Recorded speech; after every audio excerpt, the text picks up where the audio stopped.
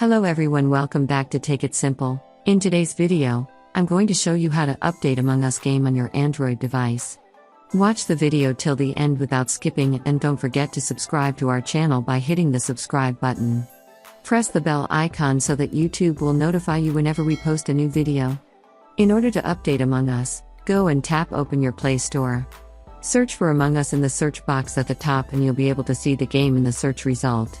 In order to update Among Us, simply tap on the update button at the upper right. Once you tap on update the download, the process for the latest version of Among Us will begin. Wait until it downloads the latest version of Among Us. After it installs on your device, you can tap on the play button in order to play the game.